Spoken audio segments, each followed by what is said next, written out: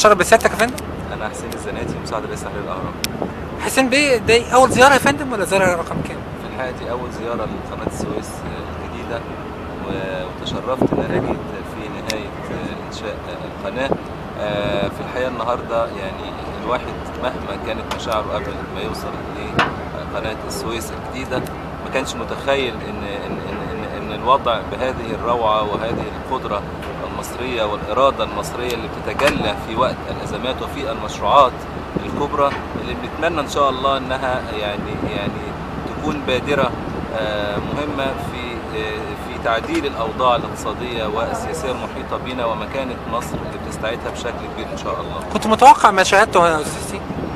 في الحال اللي يعني إرادة المصريين الواحد بيتوقع معها أي شيء، يعني قد تصل إلى درجة المستحيل، لكن على أي حال من الأحوال هذا المشروع لو لم تكن هناك إرادة سياسية كبيرة وهناك إرادة شعبية من المصريين اللي مولوا بفلوسهم هذا المشروع وبإرادة المصريين على الصبر والتحمل لكل الظروف الصعبة اللي بيمروا بيها واللي مروا بيها خلال السنين اللي فاتت منذ ثورة يناير إلى الآن، لو ما كانش كل هذه الإرادة موجودة مجموع إرادات المصريين كلهم ما كانش بقى في مشروع اسمه قناة السويس الجديد. دلالة جمع المصريين حوالي 64 مليار في أقل من أسبوع، دلالته إيه بالنسبة لك أنت ككاتب صحفي؟ هم دول المصريين، يعني وقت الأزمات الكبيرة جدا بيظهر معدنهم الأصيل.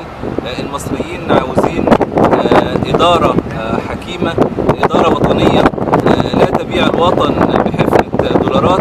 في الحقيقة المواطنين الشعب المصري لما بيلاقي قيادة عندها الرغبة والقدرة إنها تقوم بشكل يحقق لمصر كبلد كوطن حاجة كويسة، كل الشعب بيتف حواليه. بالعكس أكيد. لو في رسالة للسيد رئيس الجمهورية صاحب القرار إقامة القناة في ظروف صعبة عشناها مع بعض أكيد، تقول إيه يا فندم في هذه الرسالة؟